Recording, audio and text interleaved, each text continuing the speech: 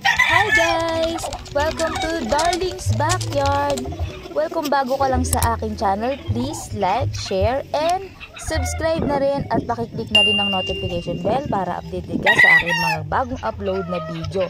So for today's vlog, maglalagay po tayo ng apog sa mga pwesto ng ating mga manok dito sa aming bakuran. So ayan, dililinis muna namin yung area na pinaglalagyan nila para pag nilagay namin ng apog is ready na siya.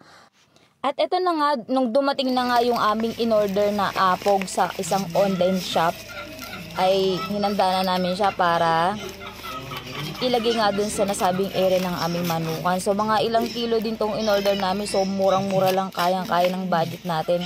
So malaking bagay ito sa mga nagmamanok na katulad namin. So ito, maganda naman yung nabilan namin, okay naman yung quality ng apog. So nakabalot naman siya ng maayos. So separately siya nakabalot ng bukod-bukod para kukuhaan lang namin kung ilan yung amount na kaya namin gamitin. So ano nga ba ang kahalagahan ng paglalagay ng apog sa lugar o sa area ng ating mga manok?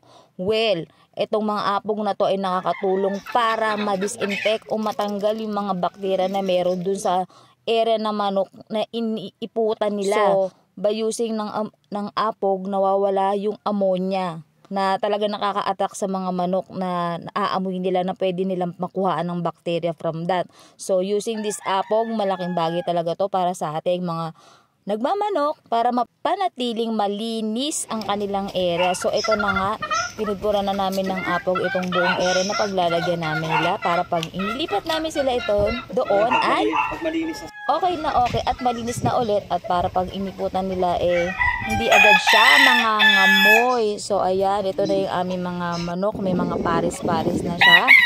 So ready na sila for breeding. So actually yung iba dyan ng itlog na, so kinukulik na namin yung itlog nila for ready na for incubator. So sa mga next vlog namin, napapakita namin kung paano namin i-incubate yung mga itlog na nakuha namin dito sa mga alaga naming manok dito sa aming munting bakuran.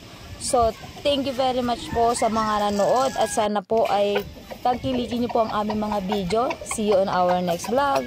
Bye-bye!